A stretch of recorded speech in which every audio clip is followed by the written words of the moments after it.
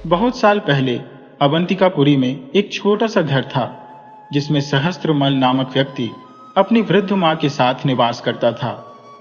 सहस्त्रमल, जो दरअसल एक चोर था, उसने न जाने कितनी चोरी की थी, परंतु वह कभी पकड़ा नहीं गया। उसकी मां ने कभी उसे चोरी करने से नहीं रोका। इसके विपरीत उसने हमेशा उसे चोरी के लिए प्रोत्साहित किया। सहस्त्रमल की चोरियां उसके कुशल भेष बदलने और ऊंची छलांग लगाने की कला के कारण कभी उजागर नहीं हुई। यही कारण था कि वह सदैव गिरफ्त से बाहर रहा। एक दिन सहस्त्रमल ने अपना रूप बदलकर एक लालची नाई की दुकान पर पहुंचा। नाई ने जब देखा कि एक अमीर दिखने वाला व्यक्ति उसकी दुकान पर आया है, तो उसने सोचा कि आज तो उसकी किस्मत चमक उठी है। नाई ने बड़े आदर से कहा, आइए हुजूर, आपका स्वागत है। नाई के साथ उसका 7 वर्षीय पुत्र भी था। नाई ने सहस्त्रमल से पूछा, आपको क्या सेवा चाहिए? सहस्त्रमल ने उत्तर दिया, मुझे हजामत करवानी है, बाल और नाखून कटवाने हैं। नाई मन ही मन खुश था और सोच रहा था कि यह व्यक्ति उसे अच्छे पैसे देगा। जब नाई ने अपना काम समाप्त किया तो सहस्त्रमल ने कहा, वाह, आपने बहुत अच्छा काम किया है, आपको विशेष पुरस्कार मिलना चाहिए। सहस्त्रमल ने कहा, मुझे अपनी अशर्फियों की थैली घर पर भूल गया है, कृपया अपने बेटे को मेरे साथ भेज दीजिए, मैं उसे वापस कर दूंगा। नाई ने अपने बेटे को सहस्त्रमल के साथ भेजने के लिए कहा और सहस्त्रमल ने उस छोटे लड़के को लेकर शहर के दूसरी ओर स्थित कपड़े की दुकान में पहुंचा। वह कपड़े के दुकानदार से कहने लगा, सेठ जी, मुझे कुछ कपड़े चाहिए, बहुत अच्छी किस्म के। दुकानदार ने कहा, पधारिए हुजूर, मैं आपको सर्वोत्तम कपड़े दिखाऊंगा। सहस्त्रमल ने महंगे कपड़े चुने और कहा, मैं यह सब कपड़े खरीदना चाहता हूं, लेकिन मेरे पास इस समय पैसे नहीं है। कृपया इन कपड़ों की एक गठरी बना दीजिए, मैं इन्हें ले जाता हूं। उसने दुकान के मालिक की ओर इशारा करते हुए कहा, मेरा बेटा तब तक आपके पास रहेगा। दुकानदार ने कहा, कोई बात नहीं, मैं उसकी देखभाल करूंगा। सहस्त्रमल ने कीमती कपड़ों की गठरी उठाई और दुकान से निकल गया। जब सहस्त्रमल अपने निवास पर लौटा तो उसने गठरी को अपनी मां के चरणों में रख दिया और कहा, मां, ये सब तुम्हारे लिए है। मां ने प्रसन्नता से कहा, शाबाश बेटा, आज तुमने वास्तव में बड़ी सफलता प्राप्त की है। मां ने आगे कहा, अब जाकर पता करो कि नगर में इस चोरी के बारे में क्या चर्चा है। सहस्त्रमल ने उत्तर दिया, ठीक है मां, मैं तुरंत जाती हूं। वही कपड़े के दुकानदार को चिंता थी कि वह व्यक्ति अभी तक क्यों नहीं लौटा। दुकानदार ने नाई के छोटे पुत्र से कहा, चलो बेटा, मुझे अपने पिता के पास ले चलो। नाई का बेटा उसे नाई की दुकान पर ले गया। जब दुकानदार ने नाई को देखा तो उसने कहा, यह आदमी तुम्हारा पिता नहीं है। तुम्हारी हिम्मत कैसे हुई यह कहने की कि मैं इसका पिता नहीं हूं? नाई ने अपने बेटे से पूछा, यह कौन है? क्या तुम उस आदमी से इनाम लेकर आए हो? दुकानदार ने उत्तर दिया, किस आदमी की बात कर रहे हो? जल्द ही दोनों ने समझ लिया कि वे धोखाधड़ी का शिकार हो चुके हैं। नाई ने कहा, चलो, हमें राजा के पास जाकर शिकायत करनी चाहिए। नाई और कपड़े का व्यापारी दोनों महाराज के दरबार में पहुंचे। नाई ने कहा, हुजूर, उस आदमी ने हमें पूरी तरह मूर्ख बना दिया है।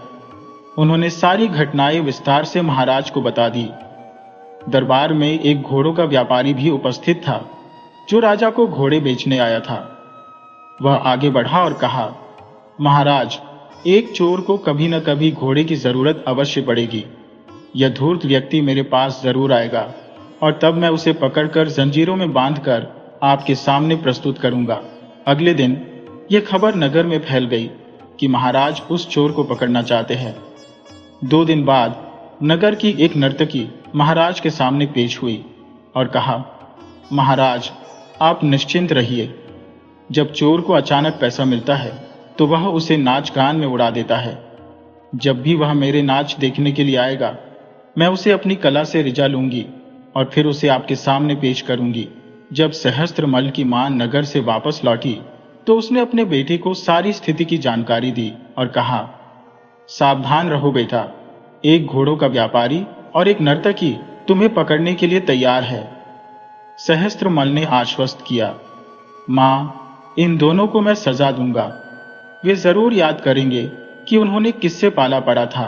वह शाम जब नगर के बाहर घोड़ों का व्यापारी अपने तंबू में विश्राम कर रहा था, सहस्त्रमल ने अपनी पहचान बदलकर उसके समक्ष उपस्थित हो गया। व्यापारी ने सोचा कि यह व्यक्ति निश्चित ही नगर का कोई सम्मानित सेठ होगा। व्यापारी को तनिक भी संदेह नहीं था कि वह सहस्त्रमल एक चोर से सामना कर रहा है। सहस्त्रमल ने प्रश्न किया, आप कौन हैं श्रीमान, और यहाँ रुकने का क्या कारण है? व्यापारी ने उत्तर दिया, मैं घोड़ों का व्यापारी हूँ और यहाँ परदेशी हूँ। आप मेरे साथ चलिए, ये मेरे लिए सम्मान की बात होगी। सहस्त्रमल ने कहा, नहीं नहीं सरकार, आप कष्ट क्यों उठाते हैं? इसमें कोई कष्ट नहीं है। आप हमारे राज्य में आए हैं और हमारे मेहमान हैं। सहस्त्रमल ने उसे लुभाकर अपने साथ ले लिया। वास्तव में सहस्त्रमल उसे उस नर्तकी के पास ले गया जिसने सहस्त्रमल को पकड़ने का वादा किया था। नर्तकी ने महल की छत से उन्हें देखा और जब उसने देखा कि दो अमीर लोग उसके घर में प्रवेश कर रहे हैं तो उसने मन ही मन संतोष व्यक्त किया। नर्तकी ने पहले न तो घोड़ों के व्यापारी को देखा था और न ही सहस्त्रमल को। वह दोनों का स्वागत करते हुए आगे बढ़ी। सहस्त्रमल ने उसे एक कोने में ले जाकर धीरे से कहा, मेरे मित्र जो बहुत ही संपन्न और उदार है, वे आपका नृत्य देखना चाहते हैं, लेकिन पहले कृपया हाथ मुंह धो लीजिए और कुछ देर आराम कर लीजिए। मैं आपको इस घर का सबसे अच्छा कमरा दूंगी। नर्तकी ने व्यापारी को उसके कमरे में ले जाकर दिखाया और फिर वापस आई। उसने सहस्त्रमल से कहा, आप यहां नहीं रुकेंगे, मैं थोड़ी देर में लौटूंगी। असल में मैं एक सुनार हूं और मुझे राजमहल में जाकर महारानी जी के लिए आभूषण तैयार करने हैं। सहस्त्रमल ने नर्तकी के आभूषणों पर ध्यान दिया और कहा, देवी जी, आपके आभूषण बहुत पुराने और मैले लगते हैं। यदि आप चाहें तो मैं इन्हें साफ कर सकता हूं और इस तरह चमकाऊंगा कि वे बिल्कुल नए लगे। इसके लिए मैं कोई भी पैसा नहीं लूंगा। नर्तकी उसकी बातों में आ गई और उसने अपने आभूषण एक पोटली में बांध दिए। नर्तकी ने कहा, श्रीमान, मेरे आभूषणों को इस तरह चमकाइए कि देखने वाले दंग रह जाए। सहस्त्रमल ने कहा, निश्चिंत रहिए देवी जी। और फिर उसने गहनों की पोटली को अपने पास रख लिया और नर्तकी के घर से लौट गया। लेकिन वहां से प्रस्थान करने से पूर्व सहस्त्रमल व्यापारी के कक्ष में गया। व्यापारी ने उसका आभार व्यक्त किया, मानो यह उसका खुद का निवास हो। व्यापारी ने कहा, आपने मुझे कितना शानदार कमरा प्रदान किया है श्रीमान, मैं सदैव आपका ऋणी रहूंगा। सहस्त्रमल ने विनम्रता से कहा, अरे इसमें कोई बात नहीं सेठ जी, मेरी पत्नी आपके जाने के बाद आपका ध्यान रखेगी। हाँ, अभी मुझे आपसे एक अनुरोध है। मुझे राजमहल तक जाने के लिए एक तेज घोड़ा चाहिए। कृपया मेरा घोड़ा ले जाइए। वह इस क्षेत्र का सबसे तेज घोड़ा है। आपने मेरे लिए बहुत कुछ किया है, इसे देखते हुए यह कोई बात नहीं है। इस प्रकार वे दोनों जो चोर को पकड़ने की योजना बना रहे थे, स्वयं चोर की चाल के शिकार हो गए। सहस्त्रमल ने व्यापारी का घोड़ा लिया और उसे तेजी से दौड़ाते हुए वहां से रवाना हो गया। घर पहुंचकर सहस्त्रमल ने जेवर और घोड़ा अपनी मां को भेंट किया। मां, यह नर्तकी के जेवर है और यह घोड़ा घोड़ों के व्यापारी का है। ये सब तुम्हारे लिए है। मां ने गर्व से कहा, वाह मेरे बेटे, मुझे तुम पर गर्व है। सुबह होते ही तुम नगर जाकर जानो कि इस विषय में लोग क्या चर्चा कर रहे हैं। इस बीच व्यापारी और नर्तकी को यह भान हो चुका था कि वे चोर के द्वारा ठगे गए हैं। वे दोनों राजा के पास गए और महाराज को पूरी घटना विस्तार से सुनाई। महाराज ने तत्क्षण कोतवाल को बुलाया और कहा, यह चोर अत्यंत धूर्त है। मैं तुम्हें उसे पकड़ने के लिए 5 दिन का समय देता हूं। कोतवाल ने जवाब दिया, महाराज, वह दुष्ट मुझसे बच नहीं सकता। सहस्त्रमल को अपनी मां से यह समाचार मिला। उसकी मां ने कहा, बेटा जरा सतर्क रहना। नगर के कोतवाल ने तुम्हें पकड़ने की जिम्मेदारी उठाई है। चिंता मत करो मां, मैं कोतवाल को ऐसा सबक सिखाऊंगा कि उसे छठी का दूध याद आ जाएगा।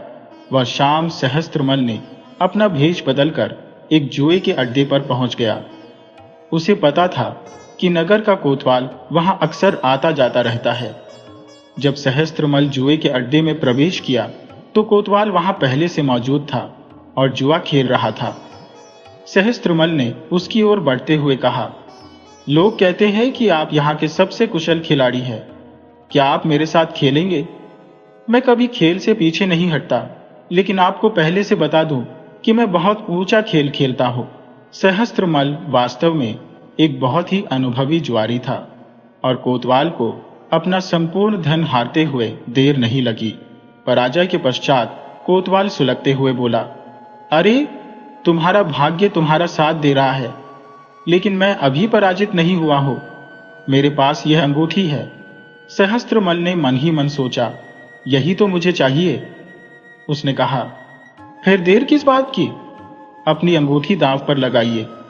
और इसी प्रकार दुर्भाग्यशाली कोतवाल अपनी अंगूठी भी हार गया।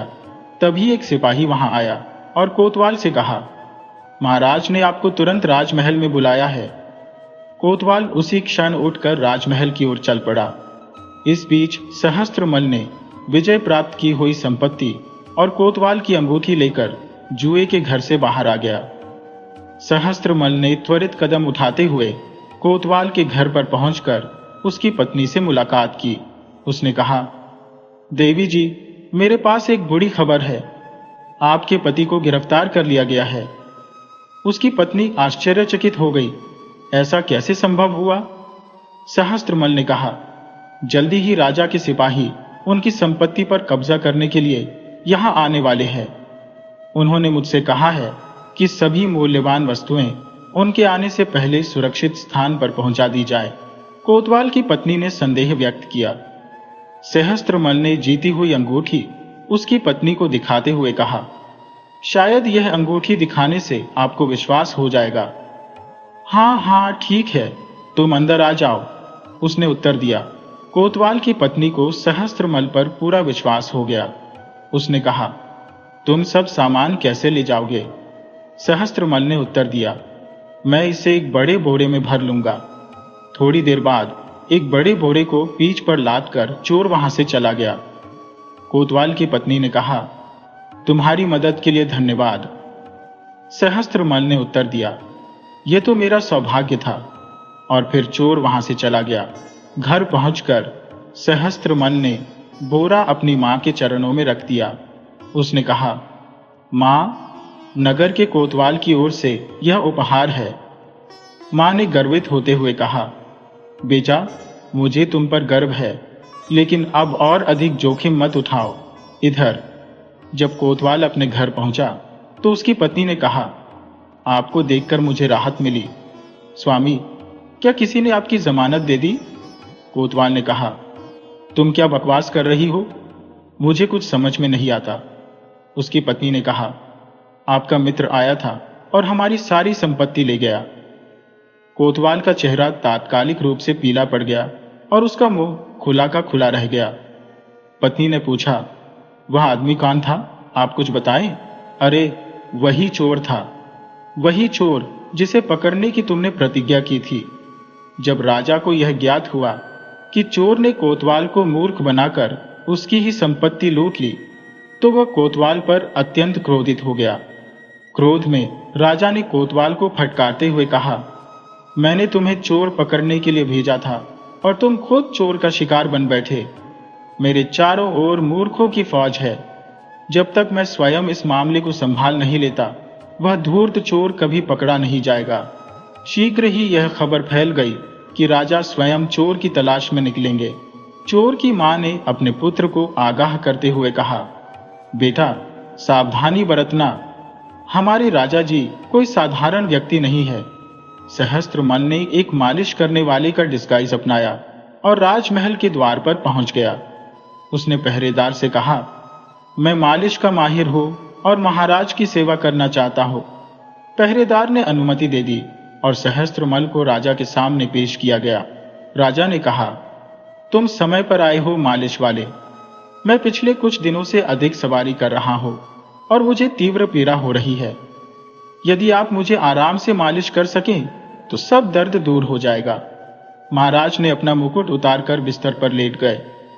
सहस्त्रमल ने अपने कुशल हाथों से महाराज की ऐसी मालिश की कि महाराज कुछ ही क्षणों में गहरी नींद में चले गए।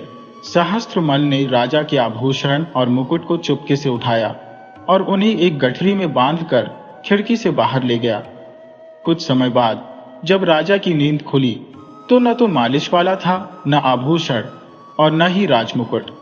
राजा ने समझ लिया कि चोर ने उन्हें भी धोखा दे दिया है। वह तुरंत अपने कमरे से बाहर निकले और सैनिकों पर चिल्लाने लगे, तुम सभी सो रहे हो क्या? उस चोर को खोजो तुरंत। इस बीच सहस्त्रमल बहुत दूर महल से जा चुका था। घर पहुंचकर उसकी मां ने कहा, बेटा, तुम सचमुच सबसे बड़े चोर हो। तुमने महाराज को भी लूट लिया। फिर कुछ दिनों तक सहस्त्रमल ने चोरी से परहेज किया। एक दिन जब वह सैर कर रहा था, उसने देखा कि एक जगह पर भीड़ लगी हुई है। सहस्त्रमल ने सोचा कि आज बहुत ही सौभाग्यशाली दिन है। उसने ठान लिया कि वह यह जानने की कोशिश करेगा कि यहाँ उपस्थित लोगों में सबसे धनी कौन है। जब वह भीड़ में मिला तो उसने देखा कि एक मुनि उपदेश दे रहे थे। मुनि की विनम्र और शांतिपूर्ण वाणी सुनकर सहस्त्रमल विचार में खो गया। उनके प्रवचनों में ऐसा सम्मोहन था कि सहस्त्रमल मंत्रमुग्ध होकर सुनता चला गया। मुनि ने कहा, भाइयों, हमें अपने आचरण से किसी भी व्यक्ति को दुख नहीं पहुंचाना चाहिए। यदि तुम्हें जीवन के सुखों पर अधिकार है तो दूसरों को भी उतना ही अधिकार है। तुम्हें यह भी ध्यान रखना चाहिए कि किसी की संपत्ति को न चुराओ। तुम कभी भी ऐसा व्यवहार न करो जो तुम नहीं चाहते कि दूसरे लोग तुम्हारे साथ करें। सहस्त्रमल सोचने लगा कि मुनि ऐसा क्यों कह रहे हैं। मेरा व्यवसाय तो चोरी है और मेरी मां कहती है कि चोरी करना मेरा कर्तव्य है। मुनि ने आगे कहा, जिससे तुम्हें पीड़ा होती है वही पीड़ा दूसरों को भी होती है। सहस्त्रमल, जो अब तक अपने कर्मों और उनके परिणामों पर विचार नहीं करता था, अब पश्चाताप की अग्नि में जलने लगा। उसने सोचा, मैंने जिन घरों में चोरी की वे भी मेरी तरह इंसान थे। उनकी भावनाएं भी थी।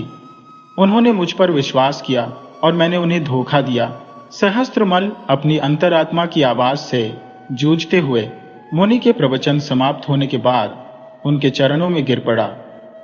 उसने बड़े शर्म के साथ मुनि को अपनी पूरी कहानी सुनाई और हाथ जोड़कर कहा, मुनि, आपके शब्दों ने मेरे हृदय को बदल दिया है। कृपया मुझे बताएं कि मैं अपने पिछले पापों को कैसे धो सकता हूं। मुनि ने उत्तर दिया, यदि तुम्हें वास्तव में पछतावा है तो तुम वही करो जैसा मैं कहता हूं। अगले दिन वही मुनि राजमहल में प्रवचन देने आए। महाराज स्वयं उनके प्रवचन सुन रहे थे। प्रवचन समाप्त होने के बाद महाराज ने कहा, मुनि, आप हमारे राज्य के सबसे ज्ञानी व्यक्ति हैं, लेकिन आप जानते हैं कि पिछले कई दिनों से एक चोर ने हमारी नाक में दम कर रखा है। यही कारण है कि हमारा मन अशांत रहता है। मुनि ने सहस्त्रमल की ओर इशारा करते हुए कहा, महाराज, ये वही व्यक्ति है जिसने आपके मन को अशांत किया है। राजा ने यह देखकर आश्चर्यचकित हो गए और सैनिकों को आदेश दिया, इस चोर को गिरफ्तार करो।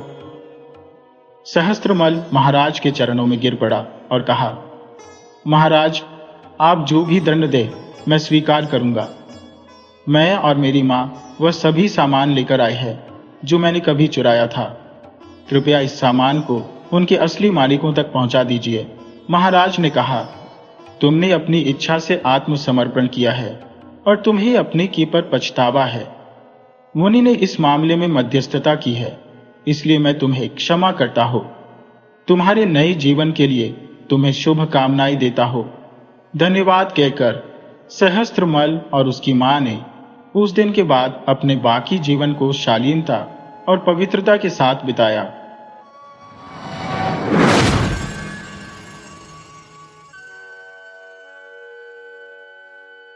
पुराने समय की बात है। दो धूर्त ठग जो लोगों को छलने और अपनी आजीविका चलाने में निपुण थे। एक का नाम भूषण और दूसरे का नाम सूजन था। दोनों ही ठग अपने छल कपट में अत्यधिक कुशल थे। कई वर्षों से वे एक साथ काम कर रहे थे और आज तक कभी पकड़े नहीं गए। वे अक्सर अपनी जगह बदलते रहते थे और नए नए लोगों को ठगते थे। एक दिन दोनों ठग एक नगर के बाहर पहुंचे और ठगी की योजना बनाई। नगर के रास्ते में एक जंगल पड़ता था। दोनों ठग उसी जंगल वाले रास्ते पर पहुंचे। उनमें से एक भूषण अंधा बनकर रास्ते पर बैठ गया, जबकि दूसरा ठग सूजन जंगल के अंदर छिप गया। भूषण अंधे होने का नाटक कर भीख मांगने लगा। भगवान के नाम पर मुझे कुछ दे दो, भगवान के नाम पर मुझे कुछ दे दो। आते जाते यात्रियों में से कुछ ने उसे पैसे भी दिए। जब उसके पास पर्याप्त पैसे जमा हो गए तो वह जोर से कहने लगा कि कोई उसे बाजार ले जाए। बहुत से लोग उसे देखकर ऐसे ही निकल गए। कुछ देर बाद एक आदमी वहां से गुजरा जो 2 गधों और एक बकरे को अपने साथ ले जा रहा था। वह आदमी अंधी की पुकार सुनकर रुक गया और बोला, मैं तुम्हें अपने साथ बाजार ले जा सकता हूं, पर मेरे साथ 2 गधे और एक बकरा पहले से ही है, इसलिए मैं शायद तुम्हारी सहायता नहीं कर सकता। अंधे ठग भूषण ने कहा, इसमें कोई परेशानी नहीं है, तुम गधों को ले चलो और बकरे की रस्सी मुझे पकड़ा दो, फिर तुम आगे आगे चलो, मैं तुम्हारे पीछे पीछे चलता हूं। वहां आदमी इस बात पर सहमत हो गया और वे लोग चल पड़े। कुछ ही दूर तक गए थे कि जंगल में छिपा हुआ दूसरा ठग सूजन पीछे से आया और बकरे की रस्सी काटकर बकरे को भगा ले गया। अंधे बने हुए ठग भूषण ने बकरे के मालिक को पुकारा और कहा, अरे भाई जरा रुको, पहले मेरे हाथ की रस्सी बकरे को खींच रही थी, पर अब वह ढीली है, जरा देखो तो क्या हुआ। बकरे के मालिक ने पलट कर देखा तो बकरा गायब था। वह बोला, अरे मेरा बकरा कहाँ गया, अब मैं उसे ढूंढने जाऊंगा तो इन गधों का क्या करूं। अंधे ठग भूषण ने कहा, जहां तक मेरा सवाल है, मैं तो बकरे को ढूंढने नहीं जा सकता। हाँ, तुम मुझे गधों की रस्सी पकड़ा दो तो तुम बकरे को ढूंढने जा सकते हो। वह आदमी बोला, यह ठीक रहेगा, मैं ऐसा ही करता हूं। यह कहकर उसने गधों की रस्सी अंधे बने हुए ठग को पकड़ा दी और खुद बकरे को ढूंढने के लिए चल पड़ा। जैसे ही बकरे का मालिक कुछ दूर गया, दूसरा ठग गधों को लेकर भाग गया। बाद में वे दोनों ठग मिले और गधों और बकरे को बेचकर जो रकम इकट्ठी की उसे आपस में आधा आधा बांट लिया। वे दोनों बहुत ही खुश थे कि उन्होंने बड़ी चतुराई से एक और आदमी को ठग लिया था। अब उन्होंने कुछ और दिन उसी नगर में ठगी करने का विचार बनाया। उन्हें लगा कि इस नगर के लोग बड़े ही सीधे साधे और भोले हैं, जिन्हें आसानी से ठगा जा सकता है। कुछ दिनों बाद उन्हें खेतों में एक किसान हल जोतता हुआ दिखाई दिया। खेतों के आसपास कुछ पेड़ थे और नजदीक ही एक पहाड़ी थी। एक ठग खेतों के नजदीक वाले पेड़ पर चढ़ गया और दूसरा पेड़ों के पीछे छिप गया। पेड़ पर चढ़ा हुआ ठग जोर जोर से चिल्लाने लगा, ये बड़े ही आश्चर्य की बात है, ये बड़े ही आश्चर्य की बात है। उसकी आवाज किसान के कानों तक पहुंची। किसान सोचने लगा कि आखिर ऐसा क्या है जो इस आदमी ने देख लिया और चिल्ला रहा है। किसान अपने बैलों को रोककर इधर उधर देखने लगा कि आखिर वो आश्चर्य की बात क्या है। काफी देर देखने के बाद भी उसे कोई आश्चर्य की बात दिखाई नहीं दी। जब उसे कुछ भी समझ में नहीं आया तो वह उस पेड़ की तरफ चलने लगा जिस पर ठग बैठा हुआ चिल्ला रहा था। पेड़ खेत से कुछ ही कदमों की दूरी पर था। जब तक किसान पेड़ तक पहुंचता तब तक पीछे से छिपा हुआ दूसरा ठग आया और किसान का एक बैल खोल कर ले गया और वापस पेड़ों के झुंड में जाकर छिप गया। इधर किसान पेड़ पर चढ़े हुए ठग के पास पहुंचा और पूछा, क्यों भाई, ऐसा क्या आश्चर्य देख लिया तुमने जो इतना चिल्ला रहे हो? पेड़ पर बैठे ठग ने कहा, यही कि तुम एक बैल से हल चला रहे हो, ये किसी आश्चर्य से कम नहीं है। किसान बोला, पर मैं तो एक बैल से हल नहीं चला रहा, देखो ना, मैं तो 2 बैलों से हल चला रहा हूं, वे रही मेरे दोनों बैल। इतना कहकर उसने अपने बैलों की तरफ इशारा किया तो देखा कि वहां सचमुच एक ही बैल था। किसान बेचारा बहुत दुखी हुआ और कहने लगा, मेरा बैल कहाँ है, मेरा बैल कहाँ है? कहता हुआ वह अपने बैल को ढूंढने चला गया। पेड़ पर बैठा हुआ ठग नीचे उतरा और दूसरा बैल भी लेकर भाग गया। इस प्रकार एक बार फिर दोनों ठगों ने मिलकर एक और आदमी को ठग लिया। इस बार अपना कमाया हुआ पैसा लेकर वे एक सराय में जाकर रुके। उन्होंने सोचा कि कल सुबह ही नगर छोड़ देंगे, क्योंकि अब ज्यादा दिनों तक यहाँ रहना सुरक्षित नहीं है। उसी सराय में उनके साथ एक आदमी और भी रुका हुआ था। खाना खाकर वे दोनों उस आदमी से बातें करने लगे। बातों बातों में पता चला कि वह आदमी एक घोड़े के व्यापारी का नौकर है। उसका मालिक पूरे इलाके का सबसे बड़ा घोड़ा व्यापारी है। उसने यह भी बताया कि उसके मालिक के पास सबसे बेहतरीन नस्ल के अरबी घोड़े होते हैं, जो बहुत ऊंची कीमत पर बिकते हैं। नौकर ने यह भी कहा कि वह अपने मालिक के काम से दूसरे नगर जा रहा है। ये सुनकर दोनों ठगों के मन में लालच आ गया। उन्होंने सोचा कि चलते चलते इस नगर में एक आखिरी ठगी और कर ली जाए। जब वह नौकर अपने कमरे में सोने चला गया तो ठगों ने घोड़ा व्यापारी को ठगने की योजना बना ली। सुबह वे उस नौकर से मिले और उसके मालिक का पूरा पता ठिकाना मालूम कर लिया। उन्होंने कहा कि वे भी अरबी घोड़ा खरीदना चाहते हैं। इसके बाद वह नौकर दूसरे नगर की तरफ चला गया और वे दोनों ठग उसी नगर में घोड़ा व्यापारी के पास जा पहुंचे। इस बार फिर से एक ठग अंधा बन गया। वे दोनों व्यापारी से मिले। एक ठग ने व्यापारी को बताया कि यह मेरा अंधा भाई है, हम लोग आपसे एक अरबी घोड़ा खरीदना चाहते हैं। व्यापारी ने उन्हें सबसे खास और बेहतरीन अरबी घोड़ा दिखाया।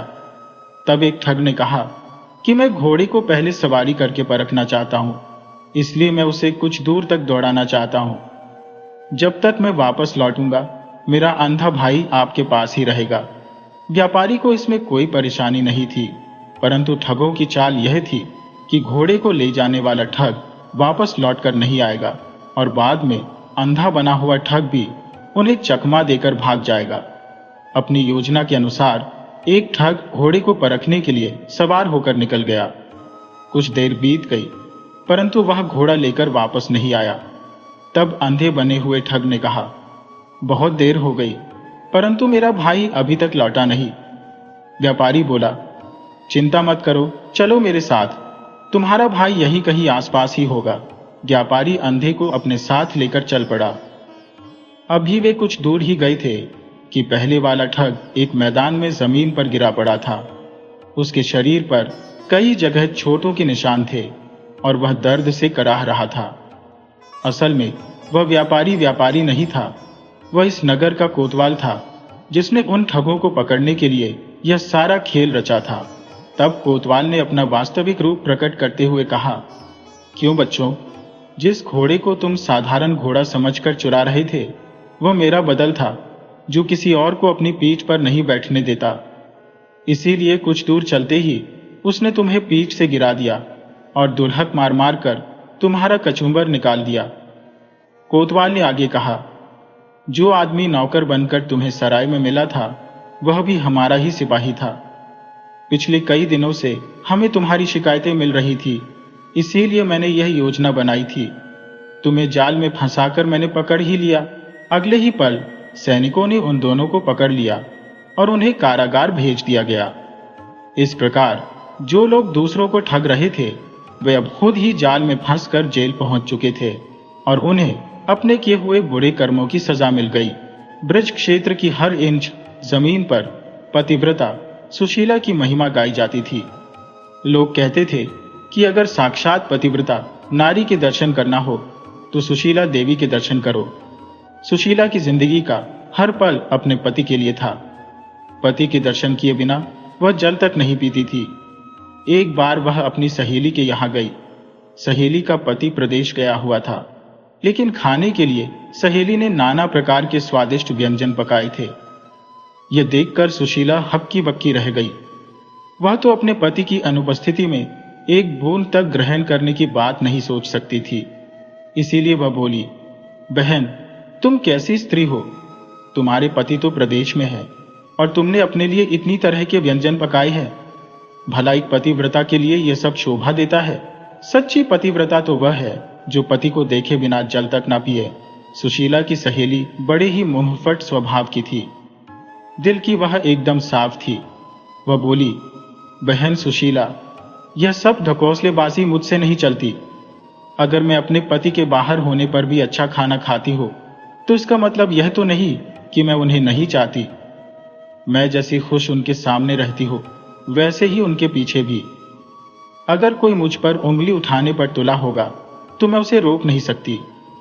बाकी यह तो सिर्फ मैं जानती हूँ या मेरे पति कि हम एक दूसरे से कितना प्यार करते हैं।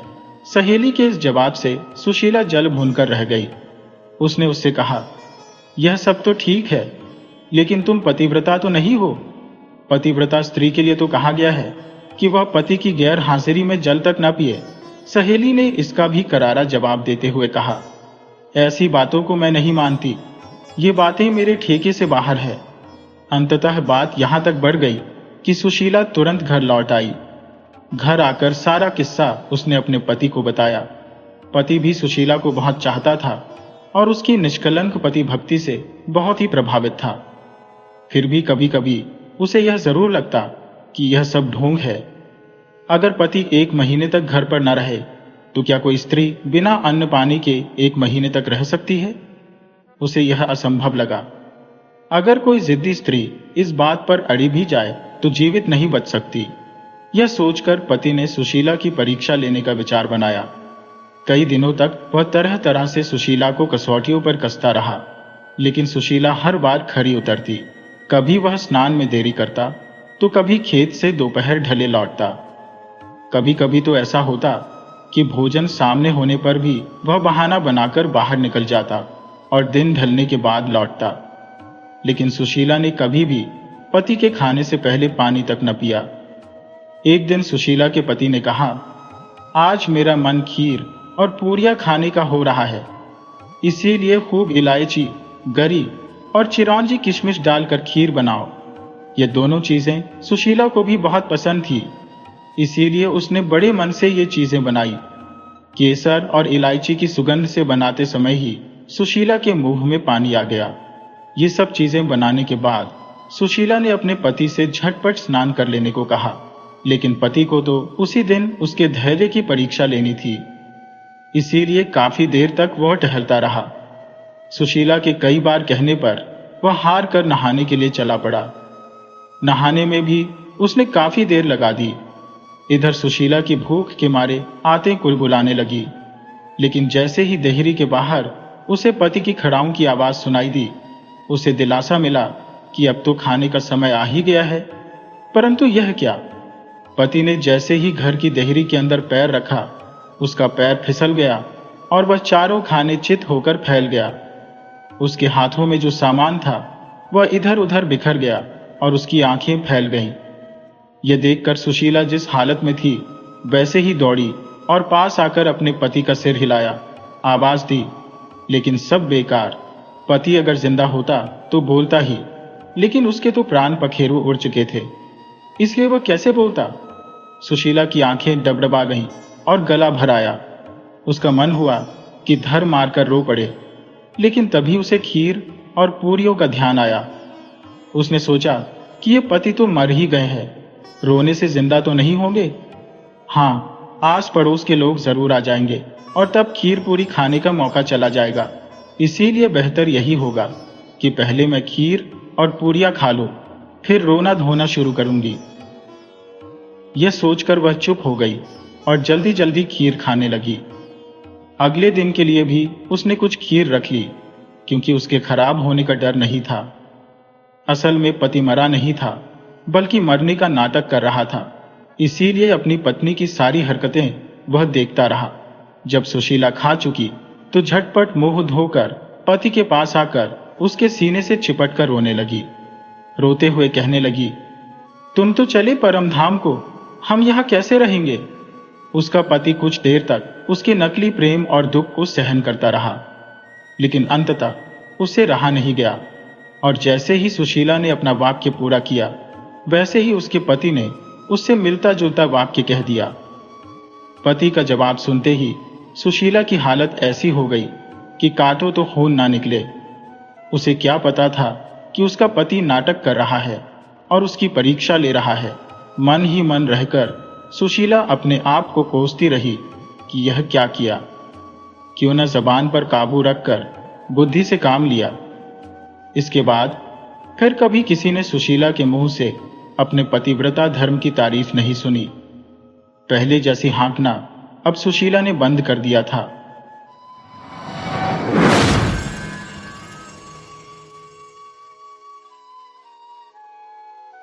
पद्मावती राज्य में सुकाव्य नामक एक ब्राह्मण रहता था। गुरुकुल में अपनी शिक्षा पूर्ण करने के उपरांत वह अपने गांव लौट आया। सुकाव्य को कविताएं लिखने का अत्यंत शौक था, किंतु उसके गांव में कोई भी उसकी कविताओं का सम्मान नहीं करता था। वह चाहता था कि उसकी कविताओं की सराहना सब करें और उसका यश चारों दिशाओं में फैले, परंतु गांव में यह संभव नहीं था। अपने पांडित्य की प्रशंसा पाने और राजा के दर्शन हेतु वह राजधानी गया, परंतु यह संभव न हो सका। आजीविका चलाने का कोई मार्ग न सूझने पर उसे जगन्नाथ नामक एक पंडित ने आश्रय दिया और अपनी पुत्री का विवाह उससे करवाया। अब सुकाव्य वहीं बस गया और विद्यार्थियों को पढ़ाकर दिन बिताने लगा। राजा का आश्रय पाने की उसकी इच्छा अधूरी ही रह गई। कुछ समय और बीतने पर उसने प्रजाइन नामक एक काव्य की रचना की। यह काव्य उसने अपने ससुर जगन्नाथ को पढ़ने के लिए दिया। जगन्नाथ ने वह काव्य पढ़कर कहा, तुम्हारा काव्य अद्वितीय है, इससे तुम नाम भी कमाओगे, पर इसके लिए प्रचार आवश्यक है और प्रचार के लिए राजा का आश्रय अत्यावश्यक है। राजा के राजकवि के पास वह अपनी कविता लेकर पहुंचा। उसकी कविता पढ़कर राजकवि ने उसे सलाह दी, राजा प्रजा का भगवान है। तुमने अपने काव्य में बताया है कि राजा भगवान है। यह पाप है। पाप को राजा का आश्रय नहीं मिल सकता। भविष्य में कभी भी मुझसे मिलने का प्रयत्न मत करना। जब यह बात उसके ससुर जगन्नाथ को पता चली तो उसने सुकाव्य को समझाते हुए कहा, राज दरबार का राजकवि समझ गया था कि तुम्हारा काव्य बहुत ही उत्कृष्ट और अद्वितीय है। ईर्ष्या के कारण उसने तुम्हारी इच्छा ठुकरा दी। वह नहीं चाहता था कि तुम्हें राजा का आश्रय प्राप्त हो, परंतु तुम निराश मत होना। राजाश्रय के बिना ही तुम्हें नाम कामना होगा। आगे से तुम इसी प्रयत्न में लगे रहो। इसके एक सप्ताह के बाद रविंद्र नामक एक दूर का रिश्तेदार जगन्नाथ के घर पर आया। बातों बातों में उसे सुकाव्य का विषय मालूम हुआ तो उसने कहा, हमारे नगर में कीर्ति कामिनी नामक एक स्त्री है जिसके पास अपार धन है। अब वह प्रतिष्ठा और यश पाने के लिए लालायित है। तुम्हारा दामाद उससे मिले तो तुम्हारा कार्य सिद्ध हो जाएगा। सुकाव्य ने कीर्ति कामिनी की बात मानकर उस सेठ से भेंट की और अपना संपूर्ण विषय विस्तार से बताया। यद्यपि कीर्ति कामिनी नामक सेठ यश और प्रसिद्धि के पीछे दीवाना था, किंतु वह इस काव्य पर धन व्यय करने के पक्ष में नहीं था। इसके अतिरिक्त उसे इस बात का भय भी था कि जब राजा को यह ज्ञात होगा कि इस काव्य में प्रजा को राजा का भगवान बताया गया है तो राजा क्रोधित हो उठेंगे और उसे कठोर दंड देंगे। इसलिए उसने सुकाव्य से कहा, मुझे कविता के विषय में अधिक ज्ञान नहीं है। योगपुर गांव के प्रमुख व्यापारी जन्मदय साहित्य के प्रेमी है, उनसे मिलोगे तो तुम्हारा कार्य सिद्ध हो जाएगा। कामिनी के इस कथन के पीछे एक गुप्त उद्देश्य भी था। जन्मदय नामक वह व्यापारी परोपकारी और साहित्य प्रेमी था जिसकी लोग प्रशंसा करते नहीं थकते थे। वे कहते थे कि यदि धनवान हो तो ऐसा हो जन्मदय की तरह, जिसमें अभिरुचि भी होनी चाहिए। परंतु कीर्ति कामिन परोपकारी नहीं था और साहित्य के प्रति उसमें रत्ती भर भी रुचि नहीं थी। वह जन्मदय से ईर्ष्या करता था, क्योंकि जो कार्य वह स्वयं नहीं कर पाता था वह जन्मदय कर दिखा रहा था। कीर्ति कामिन चाहता था कि जन्मदय की बदनामी हो, इसलिए उसने सुकाव्य को उसका नाम सुझाया। कीर्ति कामिनी ने सोचा, जन्मदय यदि सुकाव्य की कविता का सम्मान करेगा तो राजा उससे नाराज होंगे, और अगर वह सम्मान नहीं करेगा तो मैं यह खबर फैला दूंगा कि जन्मदय एक ढोंगी है। कविता लेकर सुकाव्य जन्मदय के पास गया। साहित्य प्रेमी जन्मदय ने जब सुकाव्य की कविता प्रजाइन पढ़ी तो वह मंत्रमुग्ध हो गया और सम्मान स्वरूप उसे 10,000 अशर्फियां भेंट कर दी। सुकाव्य की लिखी हुई कविता प्रजाइन को भी आदर मिलने लगा और पूरी प्रजा में उसकी कविता का प्रचार होने लगा। सभी लोग सुकाव्य को एक उच्च कोटि का कवि मानने लगे और साथ ही जन्मदय को एक श्रेष्ठ साहित्य प्रेमी कहने लगे। दोनों की ही प्रशंसा पूरे राज्य में होने लगी। महाराज को जब यह ज्ञात हुआ तो उन्होंने दोनों को बुलाया और बड़े पैमाने पर उनका सम्मान किया। कीर्ति कामिनी ने सोचा भी नहीं था कि ऐसा होगा। उसकी मानसिक स्थिति डगमगाने लगी। कीर्ति कामिनी का एक पुराना मित्र जिसका नाम संचारी था, जो 25 साल पहले गांव छोड़कर विदेश चला गया था, परंतु अब अपने लोगों के बीच रहने की इच्छा से गांव वापस लौट आया। कीर्ति कामिनी के सिवाय उसका गांव में कोई अपना नहीं था। जब कीर्ति कामिनी को यह ज्ञात हुआ कि संचारी के पास प्रचुर धन है, उसने संचारी को अपने घर में आमंत्रित किया। दावत के समय संचारी ने कीर्ति कामिनी से कहा, मेरे पास बहुत धन है, पर मुझे यहाँ कोई जानता नहीं, मेरा कोई प्रशंसक भी नहीं है। नाम कमाने की मेरी तीव्र इच्छा है। तुम ऐसा कोई उपाय बताओ जिससे मेरी इच्छा पूर्ण हो जाए और लोगों की प्रशंसा भी पाऊं। कीर्ति कामिनी ने कहा, धन खर्च करोगे तो सब कुछ संभव है। हाल ही में जन्मदय नामक एक व्यापारी ने सुकाव्य नामक एक कवि का सम्मान किया है और उत्तम साहित्य प्रेमी कहलाया है। यही नहीं, राजा ने भी उसका सम्मान किया है। अगर सुकाव्य कोई नई कविता तुम्हें समर्पित करेगा तो तुम्हारा नाम भी फैलेगा और लोग तुम्हारी उदारता के बारे में जानेंगे। संचारी ने इस कार्य के लिए अपनी सहमति दे दी। कीर्ति कामिनी ने सुकाव्य को बुलवाया और कहा, मैंने ही तुम्हें जन्मदय का नाम सुझाया था। इसी वजह से तुम आज महाकवि माने जाते हो और राजा का सम्मान भी तुम्हें मिला है। अब कोई नया काव्य रचो और मेरे मित्र संचारी को समर्पित करो, उनके सम्मान को भी स्वीकार करो। सुकाव्य ने कीर्ति कामिनी के प्रस्ताव को स्वीकार कर लिया और कहा, प्रकृति अनेक प्रकारों से मनुष्य को ही नहीं बल्कि समस्त जीवन को मदद पहुंचाती है। हम उसके कितने आभारी हैं। मैं अब प्रकृति पुराण नामक एक काव्य की रचना कर रहा हूं। 15 दिनों में मेरी रचना पूर्ण हो जाएगी। यह कहकर वह चला गया। उसके जाने के बाद कीर्ति कामिनी ने संचारी से कहा, सुकाव्य का सम्मान करो और साथ ही एक सुंदर भवन का निर्माण भी करवाओ। अपने वंश का नाम उस भवन को दोगे तो तुम्हारी कीर्ति स्थायी रूप से रह जाएगी। संचारी ने कहा, तुम्हारा विचार तो अच्छा है, पर बताओ कि इस भवन का निर्माण कहाँ करूं? कीर्ति कामिनी ने कहा, हमारी नदी के तट पर एक सुंदर स्थल है, वह मेरा अपना है। उसे खरीद लो और वहीं पर भवन का निर्माण करवा दो। संचारी ने वह जगह खरीद ली और उसे समतल बनाने के लिए वहां के पेड़ों को काटने का कार्य शुरू कर दिया। 15 दिन पूरे होने पर संचारी ने सुकाव्य को उस जगह पर बुलाया। वहां का दृश्य देखकर सुकाव्य चकित रह गया। संचारी ने अपने भवन निर्माण के बारे में विस्तार से बताया और पूछा, क्या तुम्हारा प्रकृति पुराण पूरा हो गया? सम्मान समारोह कब करें? सुकाव्य ने कहा, कविता तो पूरी होने ही जा रही है, परंतु उसे मैं आपको समर्पित नहीं करूंगा। सुकाव्य ने गंभीर स्वर में कहा, अगर मैं आपको प्रकृति पुराण समर्पित करता हूं तो यह उचित नहीं होगा। क्यों? कीर्ति कामिनी ने आश्चर्य से पूछा, क्या तुम नहीं चाहते कि तुम्हारा सम्मान हो, तुम्हारा प्रचार हो? सुकाव्य ने समझाया, आपने प्रकृति के साथ अन्याय किया है। एक भवन बनाने के लिए आपने सैकड़ों पेड़ों को कटवा दिया, जबकि दूसरी ओर जन्मदया को जब यह पता चला कि मैं प्रकृति पुराण की रचना कर रहा हूं तो वे मुझे खोजते हुए मेरे गांव जोगापुर आए। उन्होंने काव्य को पढ़ा और इतने प्रभावित हुए कि उन्होंने वचन दिया कि वे अब से साहित्य सेवा नहीं करेंगे बल्कि प्रकृति की रक्षा के काम में लग जाएंगे। ऐसे महान व्यक्ति को मेरा काव्य समर्पित होना उचित है।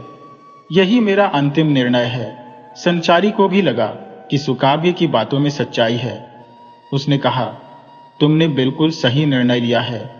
साहित्य की सेवा के साथ साथ उसमें जो विषय है उन्हें आचरण में लाना भी आवश्यक है। यही कवि का सच्चा सम्मान है। नाम और यश कमाने के पीछे पागल लोग जैसे मैं कवि का सम्मान करने के योग्य नहीं है।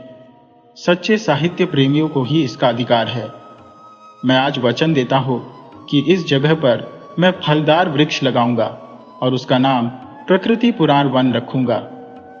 प्रकृति और पर्यावरण की रक्षा के लिए जितना हो सकेगा मैं करूंगा। जब भी तुम अपना काव्य जन्मोदय को समर्पित करोगे तो मुझे अवश्य सूचित करना। मैं उस दिन कीर्ति कामिन को लेकर वहां आऊंगा।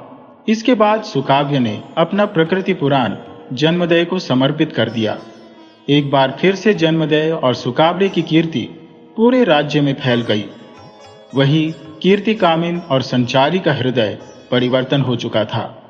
उन्हें समझ में आ गया था कि सच्चा साहित्य और सच्चा साहित्य प्रेमी क्या होता है। सुकाव्य फिर से एक नए पुराण की रचना में व्यस्त हो गया।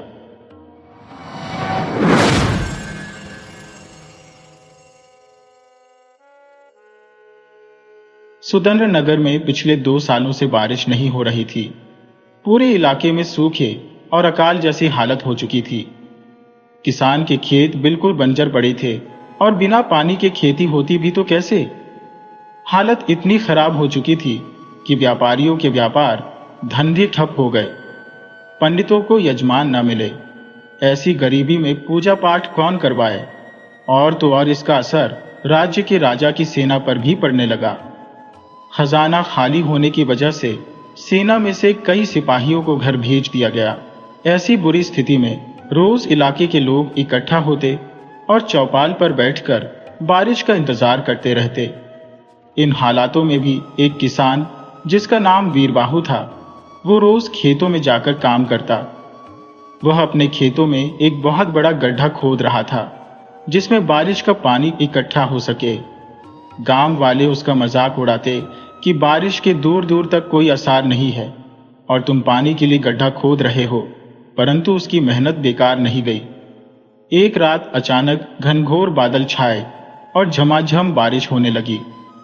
पूरी रात बारिश हुई, परंतु सुबह होते ही बारिश बंद हो गई। सारे खेत गीले तो हो चुके थे जिन्हें जोता जा सकता था, परंतु सिर्फ वीरबाहु के खेतों में ही सिंचाई के लिए पानी की व्यवस्था हो सकी थी। इसके बाद ना जाने कुदरत का कैसा खेल हुआ कि फिर से बारिश नहीं हुई। बाकी सब गांव वाले परेशान थे, परंतु वीरबाहु ने अपने 4 छोटे छोटे खेतों में फसलें उगा ली क्योंकि उसके पास सिंचाई लायक पानी इकट्ठा हो गया था। उसकी फसल लहलहा रही थी। इधर बाकी गांव के लोग परेशान थे। वीरबाहु के लहलहाते खेतों को देखकर गांव के कुछ लोग उससे ईर्ष्या करने लगे।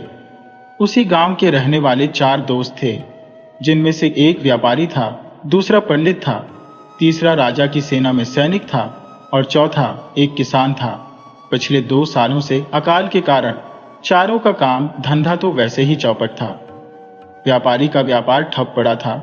पंडित जी से भी कोई पूजा पाठ न करवाता। सैनिक को राजा ने छुट्टी पर भेज दिया था और चौथा था किसान, जिसकी हालत पहले से ही खराब थी। इन चारों ने योजना बनाई कि किसी तरह से रात के समय जाकर वीरबाहु के चारों खेतों में से तैयार फसल को काट लिया जाए तो कुछ दिन उनके भी आराम से गुजर जाएंगे। उसी रात को वह चारों वीरबाहु के खेतों में पहुंचे और चारों एक एक खेत में घुस गए और फसल काटने लगे। इधर वीरबाहु अपने खेतों की रखवाली के लिए ही अपनी झोपड़ी में बैठा था। उसे चोरों की आहट सुनाई दी। चांदनी रात थी, इसीलिए चंद्रमा की रोशनी में सब कुछ साफ साफ दिख रहा था। वीरबाहु ने देखा कि चारों चोर एक एक कर खेत में घुस गए हैं और ये चोर उसी के गांव के हैं। उसने सोचा कि अगर वह शोर मचाएगा तो चारों एक साथ उस पर हमला कर देंगे और उन पर काबू पाना मुश्किल हो जाएगा। उसे मन ही मन एक उपाय सूझा। वह सबसे पहले उस खेत में घुस गया जहां ब्राह्मण उसकी फसल काट रहा था। वीरबाहु ने ब्राह्मण के निकट पहुंचकर उसे प्रणाम किया और कहा, ब्राह्मण देवता, आपको इस आधी रात के समय यहां आकर कष्ट उठाने की क्या आवश्यकता थी? आप किसी से कहलवा भेजते तो मैं स्वयं भुट्टे लेकर आपके घर पहुंचा देता। अब आप चाहे जितने भुट्टे काट लीजिए, यह सब आपका ही आशीर्वाद है। किसान की बातें सुनकर ब्राह्मण उछल पड़ा और वह तेजी से भुट्टे काटने में मग्न हो गया। इसके बाद वीरबाहु उस खेत में पहुंचा जहां सैनिक फसल काट रहा था। वीरबाहु ने उससे कहा, अरे साहब, आप तो सैनिक हैं, हमारे रक्षक हैं। आप जितने चाहे उतने भुट्टे काट लीजिए, हम तो आपकी प्रजा है और यह खेत भी आपका ही है। अब वह क्षत्रिय सैनिक निश्चिंत होकर भुट्टे काटने लगा। तब वीरबाहु उस खेत में पहुंचा जहां व्यापारी भुट्टे काट रहा था। वीरबाहु ने व्यापारी से कहा, सेठ जी, आप हमें हमेशा उधार देते रहते हैं और हमारी सहायता करते हैं, इसलिए यहां आपको रोकने वाला कौन है? आप भी जितने मन चाहे उतने भुट्टे काट लीजिए। इस पर व्यापारी का डर भी जाता रहा और वह फटाफट भुट्टे काटने में लग गया। अब वीरबाहु उस खेत में पहुंचा जहां किसान भुट्टे काट रहा था। वीरबाहु ने उससे कहा, अरे भाई, इन तीनों को हम जैसे लोगों को कर्ज देने के लिए धन देना पड़ता है, लेकिन तुम तो मेरे जैसे ही हो, एक किसान हो और चोरी कर रहे हो। यह बिल्कुल ठीक नहीं है। चलो मेरी मां के पास, वही इस चोरी का फैसला करेगी। ये कहते हुए वीरबाहु ने किसान को बाजू से पकड़कर अपनी झोपड़ी के पास खींच लिया। बाकी तीनों चोरों ने जब यह देखा तो उन्होंने सोचा, कोई बात नहीं, हमारे पास तो वीरबाहु के खेत से भुट्टे काटने का अधिकार है, इसलिए उन्होंने किसान की सहायता नहीं की। वीरबाहु उसे लेकर झोपड़ी में चला गया। फिर थोड़ी देर के बाद वीरबाहु लौटा और ब्राह्मण के निकट जाकर बोला, महाशय, मेरी मां कहती है कि ब्राह्मण को चाहिए कि वह दान देने पर लगे, पर चोरी करना अपराध है। चलो उनके पास। ये कहते हुए वीरबाहु ब्राह्मण का हाथ पकड़कर उसे खींच कर ले गया। थोड़ी देर बाद फिर से वीरबाहु लौट आया। तब बाकी दोनों चोर भुट्टे काट रहे थे। इस बार वह व्यापारी के पास गया और उसका हाथ पकड़कर खींचते हुए बोला, अजी सेठ जी, मेरी मां कहती है कि आपने हमें कभी कर्ज नहीं दिया, इसलिए आपका भुट्टे काटना अपराध है, इसलिए मेरी मां के पास आकर अपनी सफाई दीजिए। व्यापारी ने सैनिक की तरफ देखा कि वह उसकी सहायता करेगा, लेकिन सैनिक ने कुछ नहीं कहा। वह तो अपने भुट्टे काटने में मशगूल था। व्यापारी को झोपड़ी के अंदर ले जाकर वीरबाहु अब एक लाठी लेकर खेत में आ पहुंचा। तब तक सैनिक ने भुट्टों की गठरी बांध ली थी। वीरबाहु के हाथ में लाठी देखकर वह गठरी के साथ तेजी से भागने लगा। वीरबाहु ने सैनिक का पीछा किया और उसे पर लाठी चला दी। वह मार खाकर नीचे गिर गया। वीरबाहु ने रस्सी से उसके हाथ बांध दिए और कहा, तुम्हें तो और लोगों को चोरी करते देखकर उन्हें दंड देना चाहिए, क्योंकि तुम एक सैनिक हो, मगर तुम भी चोरी करने पर तुल गए हो। इसकी सजा तो तुम्हें भोगनी ही पड़ेगी। चलो, तुम्हें भी वही सजा दिलाता हो जो बाकी तीनों को मिलने वाली है।